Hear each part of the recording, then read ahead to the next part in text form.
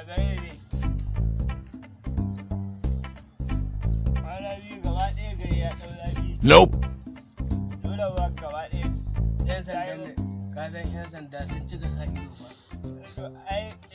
Gayun mu suke ta sawa ido wallahi tallahi. Yasa muka shi wallah kwa. In ba ka yin harka a loko yanzu za su yi ramda kai fa. Wallahi za su yi ramda. Kulawa ne, ko mutum yana tabe ka. Wai da mu da iyayenmu. Kawai da gari ne wai. What? Kai ina ganin fa. Sai dai mu je bakin didi ba mai tambaya ba. Shaye! Ya kamata ba a zarta. Saboda haka yana da amfani a wajen mu. Ya kamata ba mu tayi. Ko? Ke bada.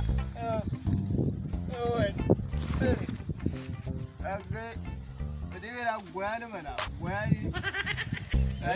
Taye ni.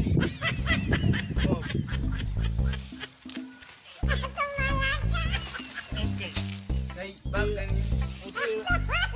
Ga hanya nan fa ga hanya nan. Ya kake wani Tashi taye waje ya. kai mai ke mana mai ke. Saboda kai aka yi ne. Kai ya aka yi ne. So taye waje. Dalla tayar da ni mana. Will you keep quiet?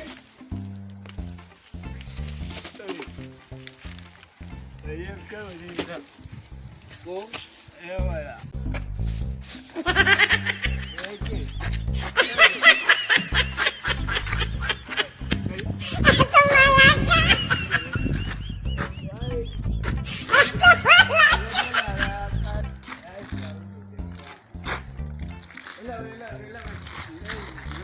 Yalla, muna da wata tambaya.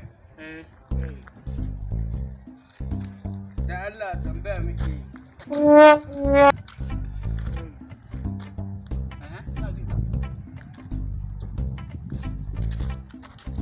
Yalla bai tambaya muke yi. Da mu da iyayenmu. Yan wani gari ne? What? To kudu suwai. Yalla bai. Tambaya da muke yawan kan muke. Ba ku san wai mun suwaye.